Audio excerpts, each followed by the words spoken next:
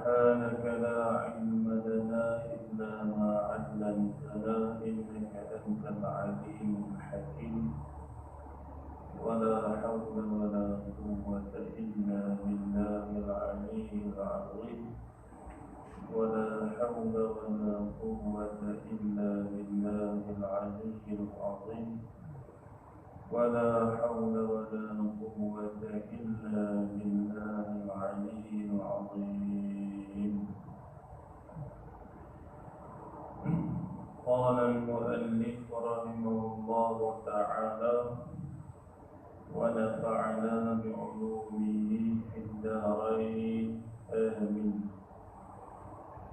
Kedua, bahawa engkau ketahui akan orang itu saleh, maka iaitu halal memakan harta pemberian mereka itu, dan tiada sunnah menjauh akan dia.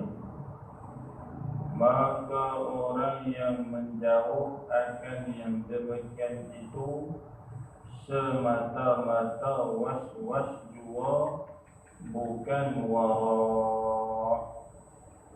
Dan terkadang menjauh akan yang demikian itu jadi maksiat lagi haram. Situ dah pun ya kan? Alhamdulillah, bersyukur kehadrat Allah Subhanahu wa taala kerana memanjangkan umur kita, dapat lagi kita berada dan bertemu pada malam ini, dan bersyukur kehadrat Allah Subhanahu wa taala kerana memberi taufik dan hidayah kepada kita semua. Ini kita sambung lagi kitab Hidayatus Salikin. Kata musannif kedua, yakni daripada 6 bahagian. Kedua daripada 6 bahagian pemberian manusia kepada kita. Kedua, bahawa engkau ketahui akan orang itu saleh. Kita kenal orang yang bagi harta kepada kita, orang yang bagi barang kat kita tu, kita kenal dia tu orang yang saleh. Dia tu orang yang baik, orang yang taat kepada Allah Subhanahu wa taala. Apa hukum kita terima pemberian daripada orang yang saleh? Maka iaitu halal. Halal, boleh ambil, boleh terima. Pasal kita kenal orang yang bagi kepada kita tu orang yang saleh, dia kira halal walaupun tak ada cok halal. Dia bagi pisang dengan kita, mana ada cok halal. Dia bagi buah kepada kita, mana ada cok halal. Jadi kita kenal orang yang bagi barang kat kita tu orang yang taat kepada Allah, maka hukumnya halal kita terima, kita makan, kita guna pemberian dia. Dan tiada sunnah menjauh akan dia. Mana kalau kita tolak tu tak ada hukum sunat apa pun. Mana yang eloknya, yang baiknya, yang sayangnya kita terimalah. Sebab kita tidak ada alasan untuk menolak pemberian daripada orang yang saleh, mana orang yang baik, yang taat kepada Allah. Maka orang yang menjauh akan yang demikian itu, kalaulah kita tolak, kita tak terima pemberian daripada orang yang saleh itu, padahal kita bukan ada alasan apa pun, sebab dia tu orang yang baik. Orang yang tak terima ni, orang yang menjauhi akan yang demikian itu, kata Syekh Abdul Samad, semata-mata was-was jua, bukan warak. Lagu tu bukan warak. Wara' ni panggil tarku syubhah, meninggalkan perkara yang syubhah, yang ragu-ragu, yang tak nyata halal, tak nyata kata haram. Pemberian orang yang soleh ni nyata kata halal. Apa alasan kita nak tolak? Jadi tidak ada alasan. Jadi kalau tak terima tu, yang tu bukannya wara'. Kalau lah orang tu kita ragu-ragu status dia, tu kita pun tak yakin dia tu soleh ke tak, kita tolak, kita tak terima, yang tu dia panggil wara'. Sebab kita pun tak pernah kenal, kita pun tak tahu status harta tu lagu mana, halal ke haram. Jadi bila ada ragu-ragu lagu tu, jadi kita tolak, sunat kita tolak. Itu dia panggil wara'. Yang ni pemberian ni daripada orang yang soleh. Mana kita kenal dia, kita yakin dia tu orang yang baik. Rezeki yang dia bagi kat kita ni tidak ada bercampur dengan rezeki yang haram. Rezeki yang bersih, yang halal. Jadi kita tolak tu semata-mata penyakit was-was. Bukannya wara' lalu. Itu tak panggil wara'. Dan terkadang menjauh akan yang demikian itu. Menjauh tu mana kita tolak pemberian orang yang soleh tu, jadi maksiat lagi haram. Kadang-kadang membawa kepada hukum haram. Itu orang kata rezeki jangan ditolak, musuh jangan dicari. Orang bagi ambil. Tu. Lebih-lebih lagi lah orang yang bagi kita tu orang yang soleh. Sebab apa kata Syekh Abdul Samad, kadang-kadang boleh sampai kepada hukum haram kita tolak. Lagu mana jadi haram? Jika membawa akan menyakiti akan hati mereka itu orang yang soleh. Kita tolak tu jadi menyakiti hati dia, terasa hati dia. Atau membawa kepada jadi liar hati mereka itu. Dia jadi tak pernah seronok dalam kita. Duk sembah elok pun jadi tak pernah nak sembah kan? Pasal apa tak mau makan ni? Pasal apa buat nuri tak mau main? Tak kenal sama mana?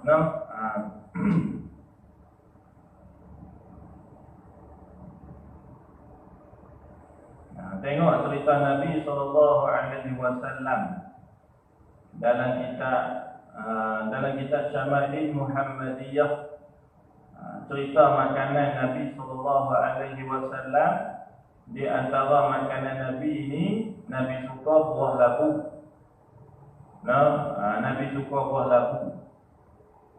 Ada satu hari sahabat ni dia buat bubuk labu. Kita panggil buat Sarawak lah Sarawak labu. Tapi janganlah duk faham kata orang Arab buat Sarawak macam dengan kita buat tu. Tak nama lah, mereka tak ada pokok nyok. Kita ada pokok nyok, dia pokok dantan. Dia pokok dantan, dia pokok susu. Ingat masa duduk sana dulu ada kedai restoran labu saja. Dia buat replika labu punya besar, 2 depa depan kedai dia. Mana dalam kedai dia tu produk buah labu kan. Ayak labu, kek labu, manisan labu, semua jenis labu-labu bukan kan. Nabi suka buah labu. Kata Sayyidina Ali karramallahu wajhah. Ketika mana dia makan dengan Nabi SAW, dihidangkan di rumah kenduri itu,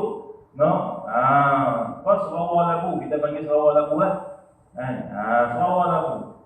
Nabi ni dia duk cari buah labu. Macam orang apa, macam dengan kita pergi rumah kenduri ni, buat gulai yang kampung, campur dengan buah pundak. Tu. Jenis minat buah pundak ni, dia cedok, dia cari buah pundak tu. Buah lah tinggal dah. Dia minat buah pundak, payah jumpa buah pundak pun. Sedap tu jenis minat dia tu.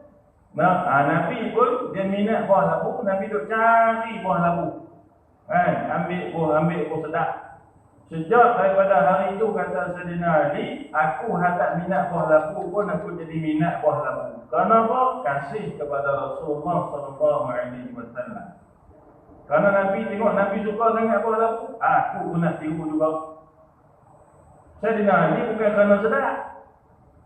Nah, saya dengar Nabi dia suka buah labu kerana Nabi suka buah labu. Nah, begitulah juga di antara makanan Nabi ini, Nabi suka kambing. Nah, siapa dia yang pantang kambing? Nah, jadi kena makan kambing tu. Nah, sebab apa? Nabi makan kambing. Nah, itu dia antara buah-buahan yang Nabi suka. Dia antaranya buah labu. Nak ceritanya kepada kita, kenduri Sarawak labu ya pun Nabi pi juga. Nah, sebab apa? Nak jaga hati saudara kita, kawan-kawan kita. Jangan dulina dah. Amboi hang buat kenduri kahwin dia mula sah je noh.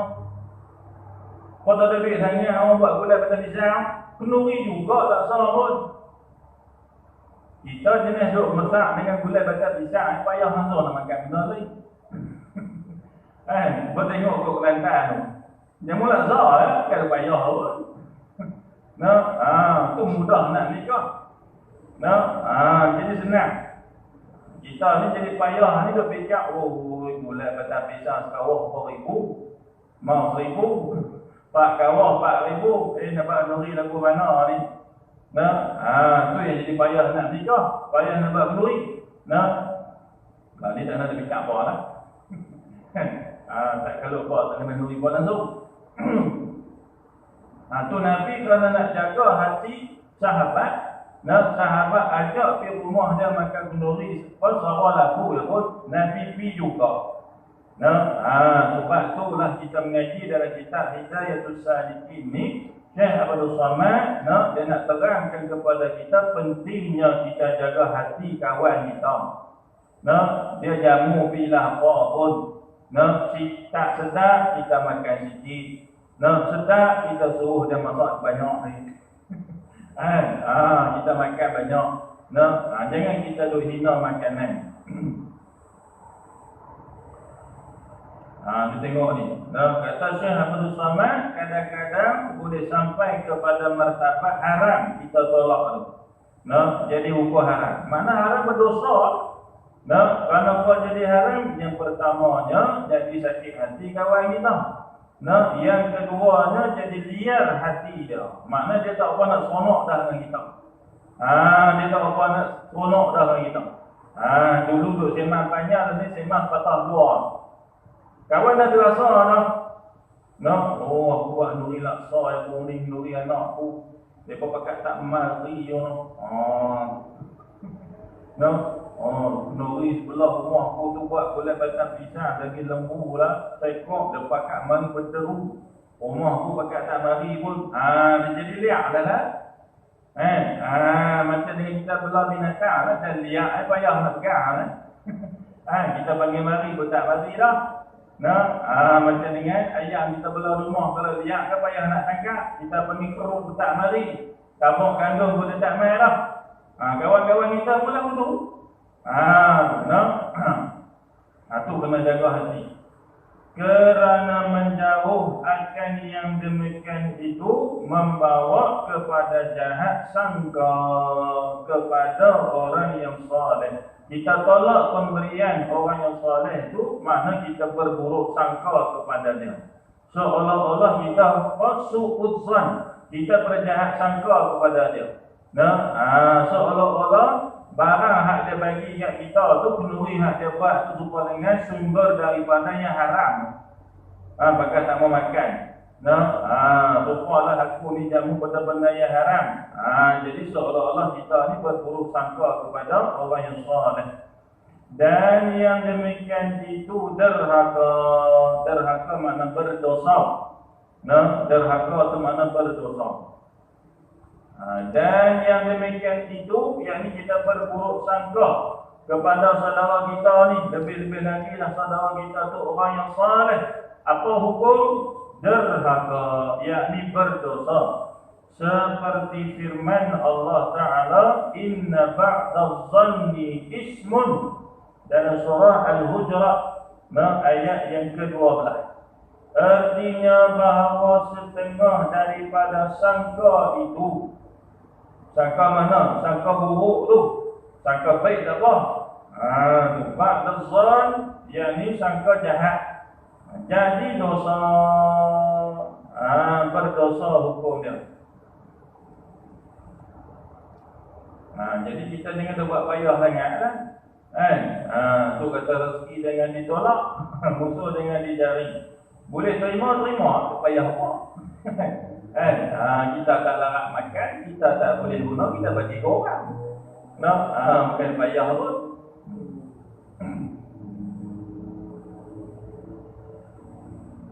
Kita kincir manis contohnya. Orang bagi gula lah kita. Saya tak boleh ni. Ambil bagi ke orang tu. Kita sedekah boleh pula. Kadang-kadang kita tolak tu pun masalah juga. Kita kena tengok situasi dia. Ni masing-masing situasi kita. Kadang-kadang kita ni, orang ni, dia nak bagi sangat-sangat kat kita. Niat dia tu memang nak bagi kita sungguh-sungguh. Sopan dengan orang pergi Mekah. Niat daripada di rumah lagi nak beli barang tu, nak beli barang ni kat kita tu. Sampai di Mekah beli ya. Bawa lah barang tu pergi ke airport. Bukannya senang, berat tau. Penuh beg tu. Pikul barang pergi ke airport. Naik hotel, turun hotel. Kenalah kapal terbang delay pula. Duduklah betapa di airport tu 4-5 jam. Buat balik sampai ke rumah kita. Kalau JNT hantar barang sampai ke rumah kita. Ingat senang kita nak tolak. Dia berasa ke mana agak. Memanglah dalam kita tengok muka dia tu kenyih, senyum dia pun. Tapi dalam hati dia tu, dia berasa lah. Tu mula nak jadi lihat lah. Sebab itulah kita terima. Kalau kita berasa tak sesuai dengan kita, tak boleh dengan kita sedekah kepada orang lain pula.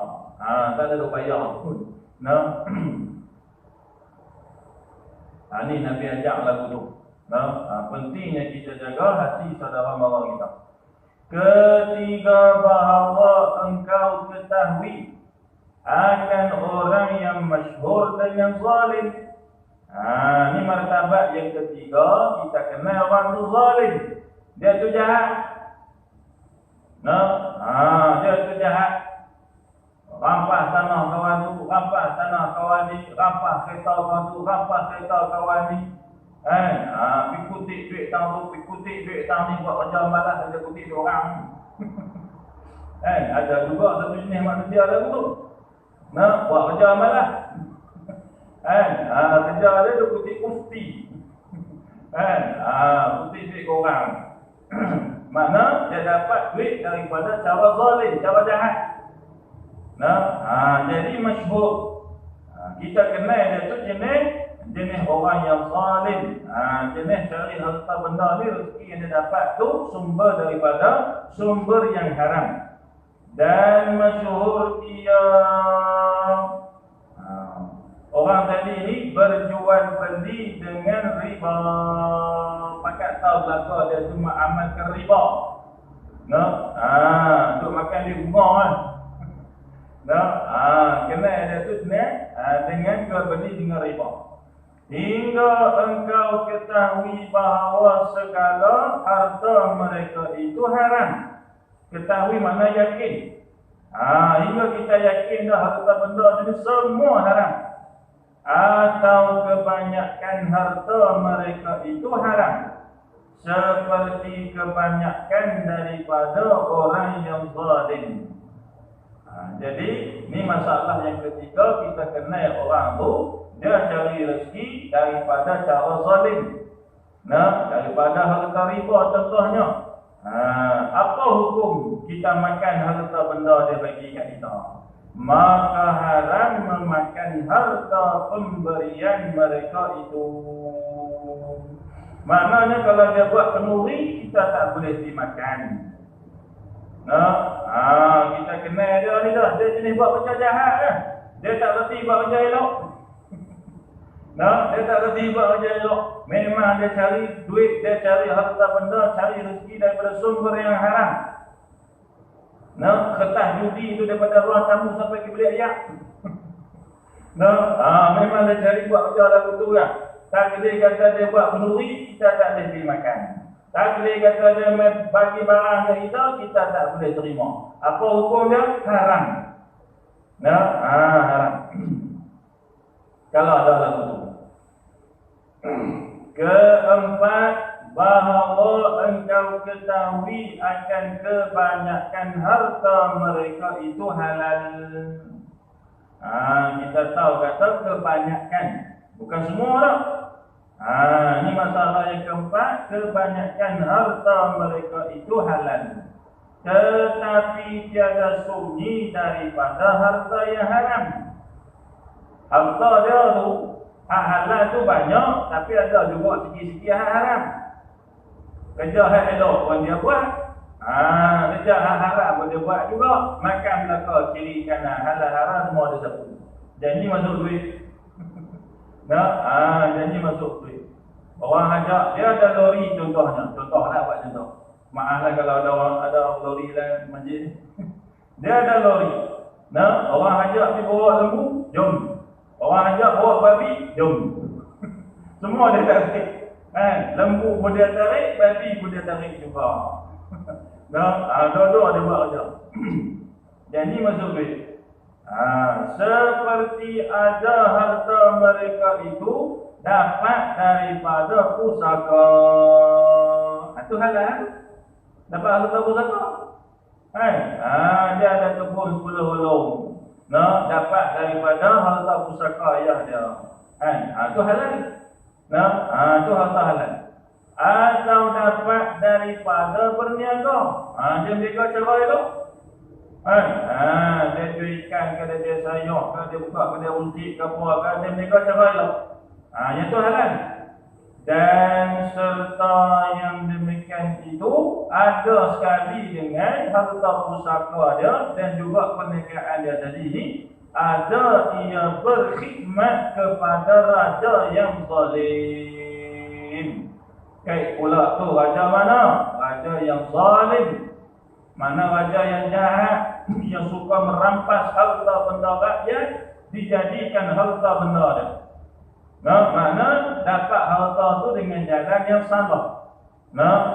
Dengan jalan yang salah. Maka hukum dia, rezeki yang dia dapat tu haram. Jadi masalah yang keempat ni, seseorang ni sumber halal pun ada, sumber haram pun ada. Maka pada balik harta mereka itu halal. Timbang dua ni. Himpun harta pusaka dengan barang hak dan lega tu. Timbang hak tu ada banyak mana dengan harta yang dia dapat daripada dia khidmat kepada raja zalim ini banyak mana. Timbang-timbang tengok banyak hak halal. Hak halal tu lebih banyak daripada hak haram. Tu mana ghalib. Ghalib sini mana menang. Maka pada ghalib, yakni menang harta mereka itu halal. Tetapi tiada sunyi daripada bercampur dengan harta yang haram. Ada juga hak haram pun dalam tu. Tapi hak halal tu lebih banyak. Boleh ke tak? Boleh ke tak kita terima? Dalam kampung kita ada orang lagu tu. Dia buat kerja halal pun dia buat, haram pun dia buat. Tapi hak halal tu lebih banyak daripada hak haram. Kita tahu, kita kenal orang tu. Hukum dia, maka sayudianya bagi orang yang warak menjauh daripada harta mereka itu.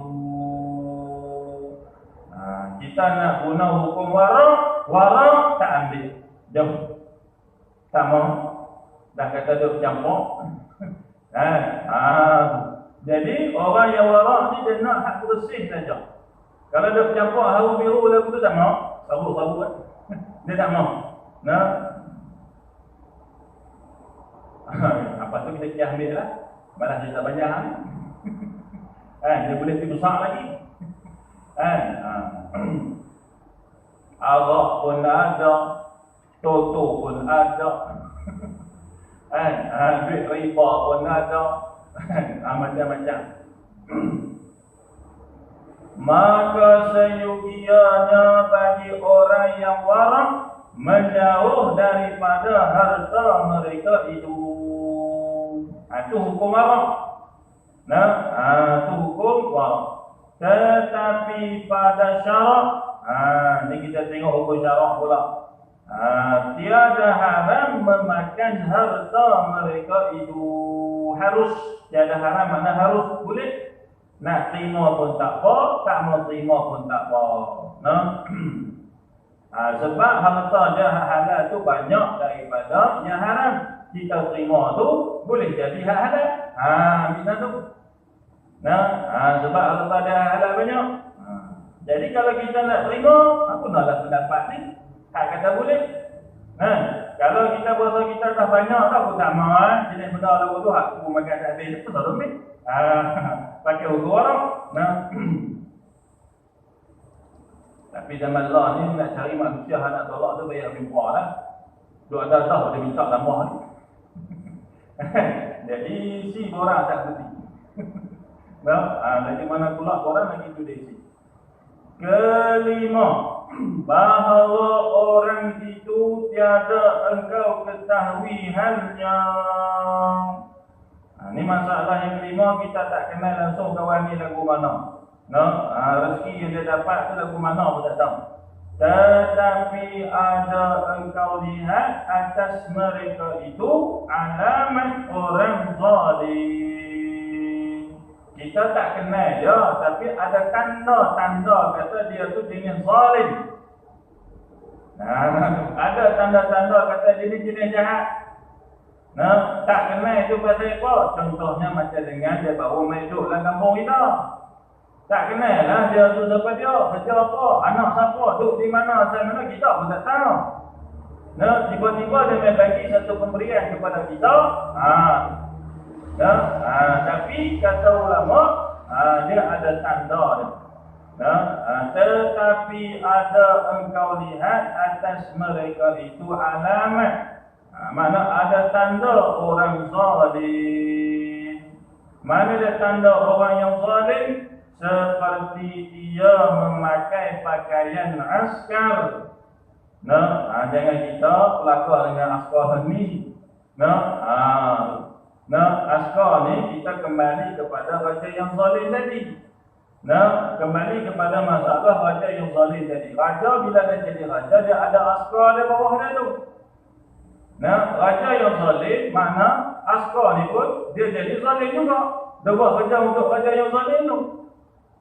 Jadi kawan kita orang kampung kita baru main duduk dalam kampung kita tadi ni, contohnya dia tu askar kepada raja yang zalim. Jadi kita tengok dia pakai baju tu. Tu mana tanda dia. Lepas tu kita kira hal-hal lain. Ini dalam kitab dia buat contoh askar. Tanda dia pakaian askar.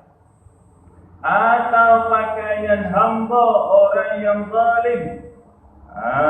Dia ada seragam dia lah. Mungkin zaman dulu ni ada seragam, ada pakaian hamba. Macam kita tengok cerita Piramli pun dia tunjuk pakaian hamba dengan pakaian orang lain, dia tak sama dah. Mana ada lah seragam dia tu. Kita tahu kata, dia ni hamba kepada orang yang zalim. Mana dia dapat duit pun daripada bos dia. Bos dia tu orang yang zalim. Jadi duit yang dia dapat tu pun duit daripada hasil zalim juga. Itu tanda dia.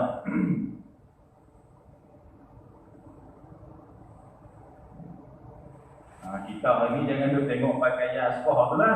Tak lihat tu. Kita hari ni contohnya macam kita kata mudah-mudahnya macam dengan tatu lah. Nampak badan tatu penuh. Gambar cekrik lah, gambar harimau lah, apa macam-macam lah. Buat di tubuh dia tu, mana kata tanda kata jenis wajah hak ni. Maka alamat ini, tanda ini menunjukkan hak akan harta orang itu haram. Bila bila kita tengok ada dalil, ada tanda kata rezeki yang dia dapat daripada perkara yang haram, maka wajib menjauh akan dia. Mana kita tak boleh terima. Wajib mana haram kita terima. Kita tengok ada dalil kata dia tu jenis jahat. Macam tu lah kita hari ni pun tak semestinya berlaku sebiji macam dalam kitab ni. Orang main bagi kat kita satu pemberian, satu harta benda, bagi kat kita. Kita tengok ada tanda-tanda kata dia ni jenis orang yang zalim, dia ni jenis orang yang jahat, maka tak boleh terima yang tu. Kalau tak ada tanda, boleh terima. Kita tak kenal dia, kita tengok pun tak ada tanda apa langsung kata dia tu jenis jahat ke, maka hukum dia tadi ni tak baik, tak boleh kita berburuk sangka kepada saudara kita. Mana bila tak ada dalil, tak ada bukti, kita tak boleh duk main-main sangka bodoh orang. Suka-suka hati kita mana boleh, kena ada bukti.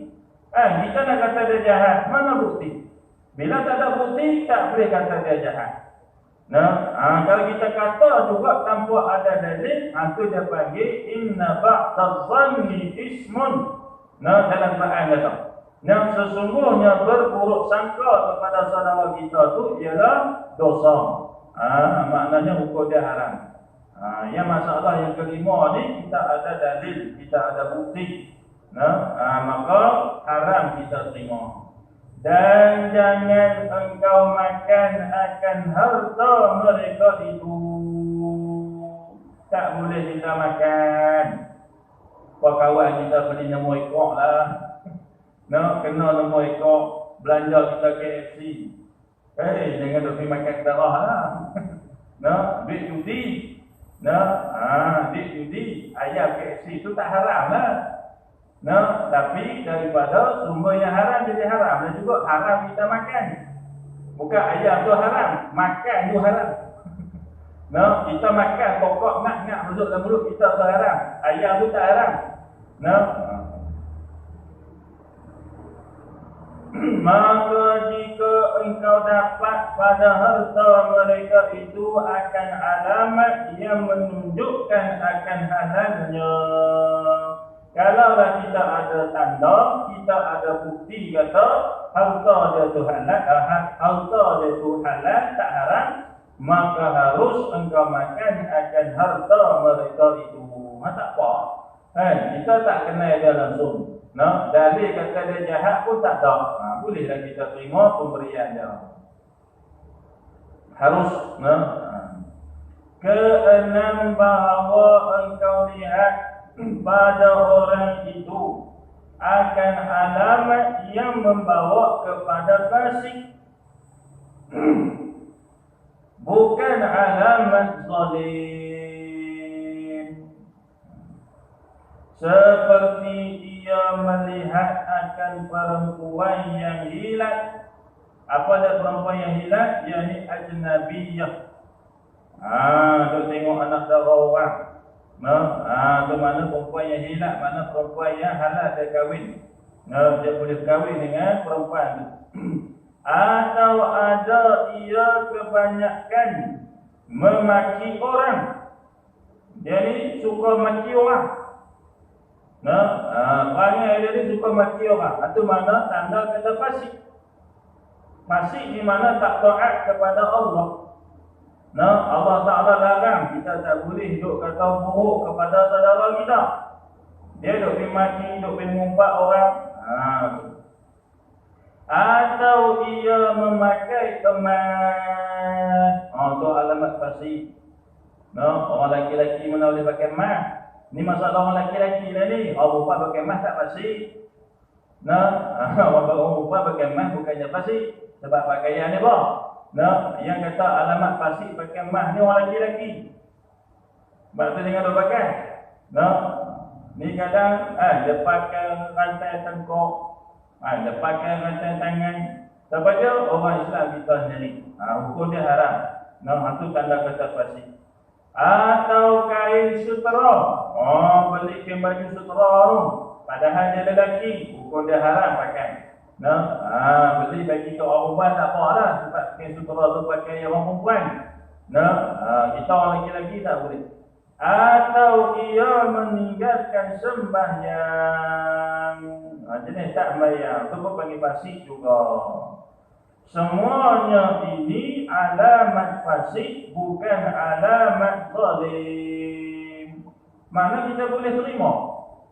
Nah, kita boleh terima harta pemberian daripada orang yang fasik, bukan dia zalim.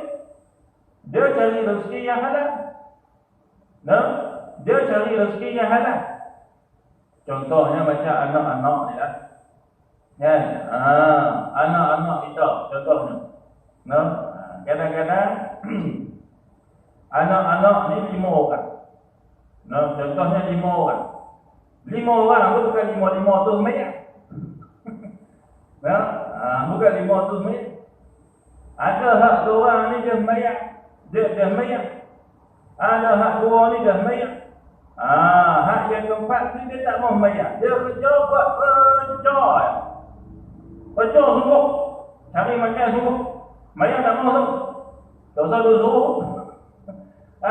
Tapi cukup bulan, nak. Ambil 300. Dia bagi ke mak dia. Nah, bulan depan tak? Nah, mak 300. Bagus ni. Sembahyang tak? Pakai tak jari dia? Pakai tak jari dia? Boleh tak kita terima? Boleh lah.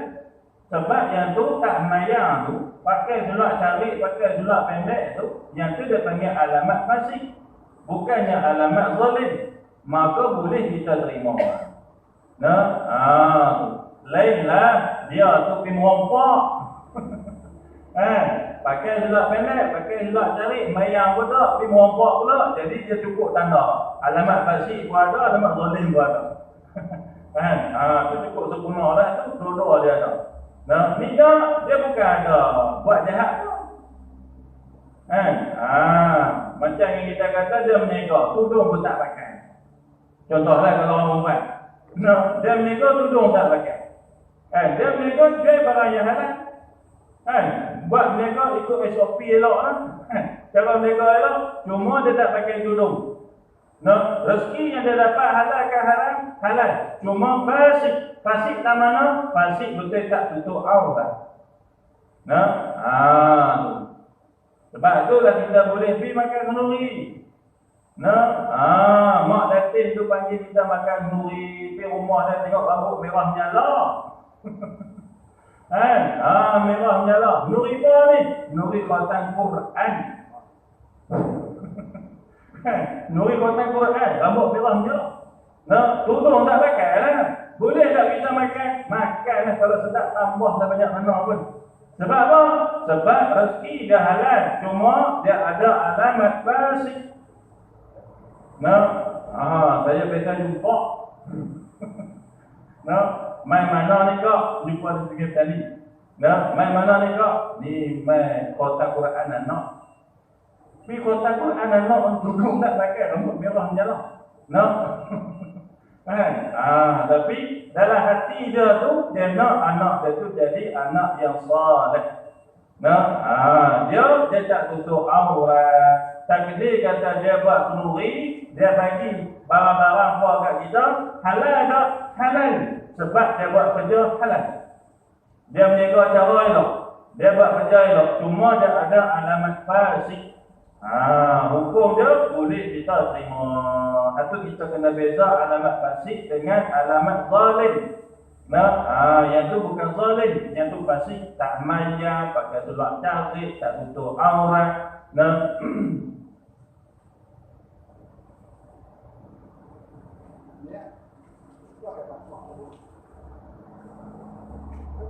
Dan alamat zalim itu seperti mencuri. Dia main bagi duit kat kita, dia tak mayat. Tapi dia buat kerja elok. Dia picok sawit ke, dia buat bentang ke, dia tak mayat. Dia dapat duit, lebih dia sedekah kat kita pula. Dia bagi ke mak dia, dia bagi ke ayah dia, boleh terima. Terima tu sambil-sambil nasihat lah. Mak jangan duduk elok lah. Tinggal banyak lagi, duit banyak lagi. Kerja pada duduk bayar, ambil duit kecil lah, dia duduk bayar tu. Sampai-sampai kita nasihat dah. Kadang-kadang nak nasihat tak berani pula nasihat. Lagi hampir 300 tinggal 100 tengok. Masalah juga. No. Dan alamat zalim itu seperti mencuri dan berjudi dan menyabung ayam. Pelaga ayam. No. Jenis ayam sabung ni. No. Setelah ni kurang lah. Kurang mana ada lagi. No. Dulu kah rata-rata kampung. No. Ada perlawanan saja. Ayam sampai tak nak rehat. Lupa hak minggu lepas tak nak sembuh elok. Lawan ni pula. Lagi ayam tu tak mampu. Lagi ayam tu tak mampu. Tu ada pun tak mampu. Lagi tu lah untuk teruk ayam. No. Dia perlaga dulu. Dosa tu. Dan merampas dan menghinaya akan harta orang. Buat zalim kepada harta orang. Macam dengan harta pusaka pada tu lah. Ikut tu dia dapat sikit lah. Dia pindah pun dapat tanah apa semua tu dia boleh lebih. Itu naya orang. Rezeki tu lah. Duduk impor-impor pergi ke Mekah lah. Pergi buat umrah lah. Tak jadi. Tolong lah. Buat rugi sik. Rugi kerusi ke terbang. Dia bagi orang lain pergi. Berat kapai orang masjid. Tuhan tak terima. Dan barang sebagainya. Maka tilik olehmu akan orang itu. Maka jika engkau ketahui akan hartanya itu dapat daripada berniaga. Niaga cara elok lah. Atau dapat daripada pusaka. Atau daripada berbendam. Dia buat bendam. Dia bercucuk tanam. Atau barang sebagainya daripada usaha yang halal. Maka harta mereka itu halal. Tiada haram memakan daripada harta mereka itu. Itu kata kita boleh terima. Cuma dia tak majam. Dia tak tutup aurat. Tapi rezeki dia halal. Dan demikian lagi jikalau tiada engkau ketahui akan hal mereka itu. Lagu tu juga kalau kita tak tahu langsung kawan tu macam mana. Maka iaitu halal. Halal. Main seorang hamba Allah ni kita pun tak kenal siapa dia. Ambil. Dia bagi kat kita 1,000. Buat masjid. Dia tak kata mendirikan masjid. Dia kata anak ustaz buat masjid. Kita pun tak kenal siapa dia. Maka hukum dia halal. Sebab kita tak kenal langsung, tak ada tanda, dari apa langsung. Nak kata jahat pun tak boleh. Sebab tak ada tanda. Jadi kita boleh terima. Maka iaitu halal seperti yang dikata oleh Imam Al-Ghazali rahimahullahu ta'ala. Kemudian kata seperti yang dikata oleh Imam Al-Ghazali rahimahullahu ta'ala. Wallahu subhanahu wa ta'ala a'lam. Bismillahirrahmanirrahim. Alhamdulillahi rabbil alamin. Wassalatu wassalamu ala asyrafil anbiya'i wal mursalin wa ala alihi wa sahbihi ajma'in. Allahumma zidna bil ilmi wa zayyinna bil hilmi wa akrimna bil taqwa wa jammilna bil afiyah. Wa sallallahu ala sayyidina Muhammad wa ala alihi wa sahbihi ajma'in. Alhamdulillahi rabbil alamin.